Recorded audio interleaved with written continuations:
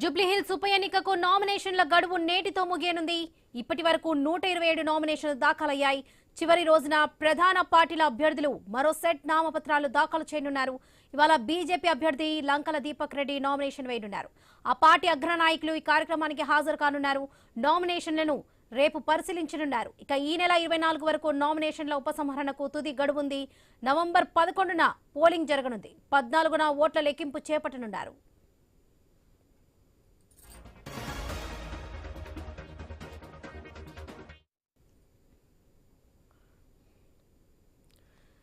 జూబ్లీహిల్స్ ఉప ఎన్నికకు నామినేషన్ల గడువు నేటితో ముగియనుంది. ఇప్పటి వరకు 127 నామినేషన్లు అయితే దాఖలయ్యాయి. ఇదే విషయానికి సంబంధించి పూర్తి అప్డేట్స్ మా ప్రతినిధి ప్రవీణ్ అందిస్తారు. ప్రవీణ్.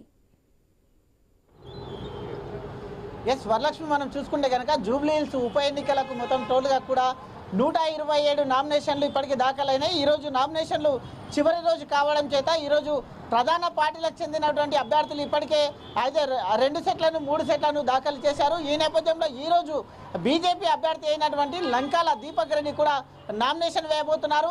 మనం ఇప్పుడు ఉన్నటువంటి ఏదైతే ఈ యొక్క చౌరస్తా ఉందో ఇది యూసుఫ్గూడ చౌరస్తా. ఈ యొక్క చౌరస్తా మీదుగా ఆయన ర్యాలీగా బయలుదేరి అయితే మొత్తంలో కూడా ఇక్కడ ర్యాలీగా బయలుదేరిన తర్వాత ఎంఆర్ఓ కార్యాలయానికి వెళ్ళిన తర్వాత ఎంఆర్ఓ కార్యాలయంలో నామినేషన్ దాఖలు చేస్తారు. ఇప్పటికే ప్రధాన పార్టీలు అయినటువంటి అయితే మొత్తంగా కూడా అయితే తమ సత్తాన్ని చాటడానికి అయితే చూస్తూ ఉన్నాయి. ఈ నేపథ్యం చూసుకుంటే కనుక అయితే తెలంగాణ ఉద్యమకారులు కూడా ఈరోజు భారీ ఎత్తున నామినేషన్లు దాఖలు చేయడానికి వెళ్తున్నారు. తెలంగాణ మొత్తంగా కూడా పోరాటం సాధించిన వాళ్ళు మొత్తం అన్యాయానికి గురయ్యామంటూ చెప్తూ ఉన్నారు. అయితే తెలంగాణ ఉద్యమకారుల పోరాట ఉపాధ్యక్షులు ఈరోజు నామినేషన్ వేయడానికి వెళ్తున్నారు. వాళ్ళతో పాటు మాట్లాడించే ప్రయత్నం చేద్దాం. అని చెప్పండి, అయితే ఎందుకు వేయవలసిన అవసరం ఏమొచ్చింది? తెలంగాణ ఉద్యమకారుల పోరాటం తరపు నుంచి నామినేషన్ దాఖలు చేయవలసిన అవసరం ఏమొచ్చింది? నా పేరు ఇందర్ కుమారు. గత 20 సంవత్సరాలుగా మళ్ళీ తెలంగాణ ఉద్యమంలో పనిచేసినాము. నాలాంటి వాళ్ళు కనీసం ఒక 10,000 మంది ఉన్నారు. స్వరాష్ట్ర ఆకాంక్షకై పనిచేసారు. కాబట్టి మరి గత ప్రభుత్వం ఎటువంటి న్యాయం జరగలేదు తెలంగాణ ఉద్యమకారులకు. కనీసం ఈ ప్రభుత్వమైనా మా డిమాండ్ 6 గ్యారెంటీలో 1 గ్యారెంటీగా తెలంగాణ ఉద్యమకారుల యొక్క అంశాన్ని పొందపరిచింది. కాబట్టి అటువంటి అంశాన్ని మేము నెరవేర్చాలని చెప్పేసి పదే పదే మేము ప్రభుత్వాన్ని కోరుతున్నాము. అటువంటి తరుణంలో మళ్ళీ మాకు ఒక అవకాశం వచ్చింది జూబ్లీహిల్స్ ఉప ఎన్నికలో.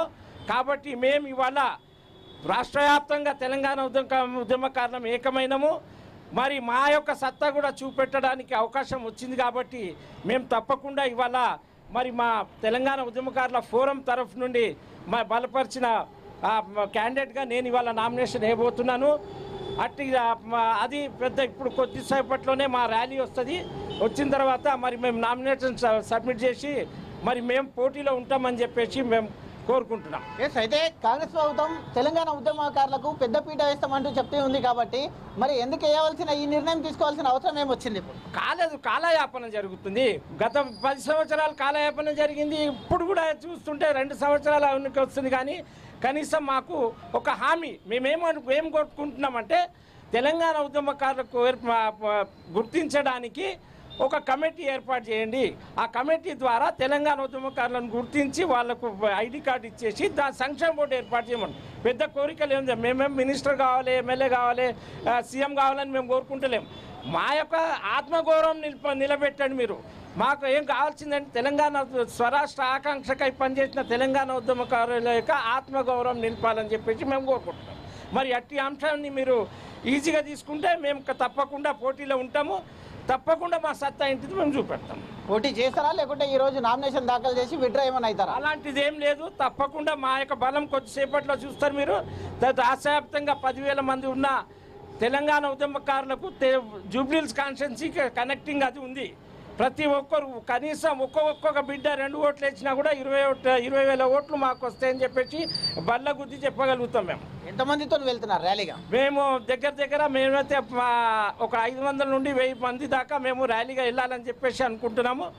ఒక్కొక్కరు వస్తున్నారు. మరి ఇప్పుడే అక్క వచ్చింది, జ్యోతక్క కరీంనగర్ నుండి వచ్చారు. వీళ్ళంతా అన్న వాళ్ళందరూ వచ్చారు. కాబట్టి ఇప్పుడు ఒక్కొక్కరు దిగుతున్నారు.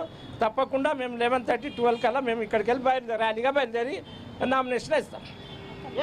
అయితే మనం చూసుకుంటే కనుక మొత్తం టోల్గా కూడా తెలంగాణ ఉద్యమ ఫోరం వాళ్ళు వీళ్ళు ఈరోజు అయితే నిరుద్యోగులు కూడా ఈరోజు నామినేషన్ వేయడానికి బయలుదేరుతున్నారు. మరి కాసేపట్లో ఆ ఇక పంజగుట్ట నుండి వాళ్ళు కూడా బయలుదేరుతున్నారు.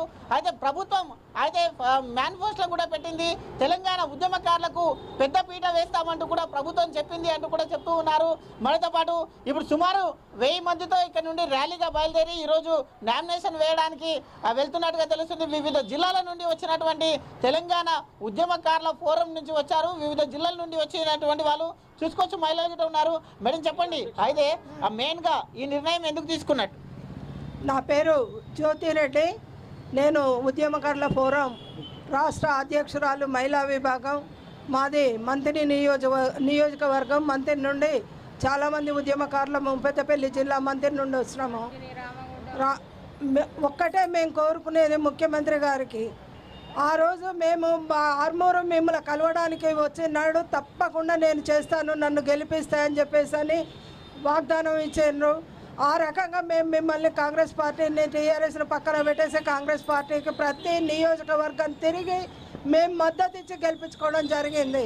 ఇవాళ అటువంటిది 6 పథకాలలో పథకం పెట్టినా అన్నావు, తర్వాత గ్రామ పంచాయతీలను పెట్టినటువంటి వాటిల్లో ఒక కాలం పెట్టినాము, మేము అన్ని ఎవిడెన్సులు పెట్టినాము.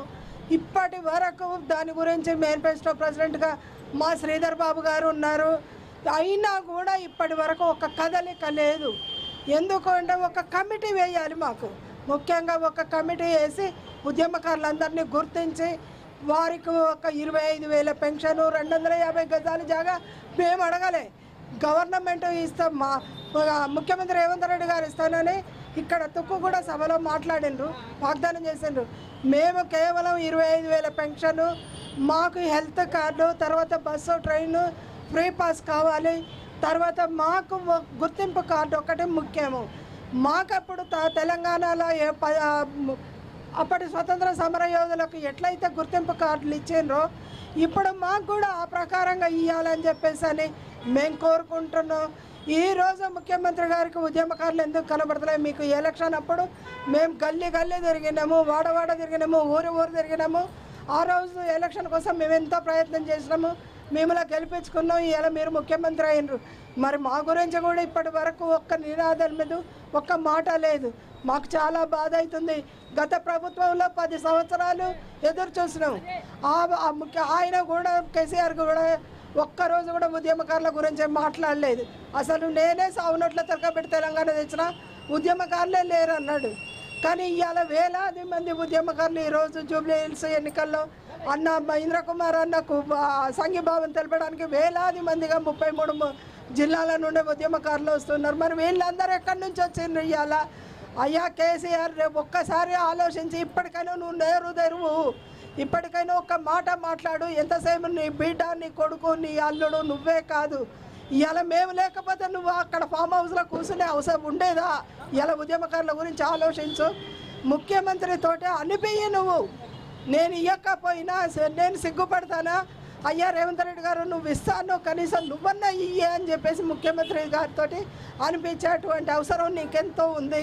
దానికి ముందుకు రావాలని కోరుకుంటూ ఈ 33 జిల్లాల నుంచి వచ్చినటువంటి ఉద్యమకారులందరికీ ధన్యవాదాలు తెలియజేసుకుంటున్నాం. అయితే మనం చూసుకుంటే కనుక మొత్తం టోల్గా చూసుకుంటే 3 ప్రధాన పార్టీలు ఏవైతే ఉన్నాయో ఇప్పటికే కాంగ్రెస్ అభ్యర్థి నవీన్ యాదవ్ నామినేషన్ దాఖలు చేసినప్పుడు కాంగ్రెస్ పార్టీ జూబ్లీహిల్స్లో ఏ విధంగా ఉందని భారీ ర్యాలీ నిర్వహించారు. ఏ విధమైన ర్యాలీలు లేకుండా మొత్తం టోల్గా కూడా అయితే సునీత కూడా నామినేషన్ దాఖలు చేసింది. ఈరోజు బీజేపీ అభ్యర్థి కూడా నామినేషన్ దాఖలు చేయనున్నారు. అయితే ప్రభుత్వానికి బుద్ధి చెప్పే విధంగా ఇటు ఉద్యమకారులు ఇటు నిరుద్యోగులు కూడా ఈరోజు నామినేషన్లు దాఖలు చేయబోతున్నారు. కాబట్టి అయితే వేచి చూడాలి. జూబ్లీహిల్స్ నియోజకవర్గం ఉప ఎన్నికల్లో ఎవరు అయితే పంతం నెగ్గుతుందో అనేది అయితే వేచి చూడక తప్పదనిపిస్తుంది. Right Praveen, thank you. Bihar assembly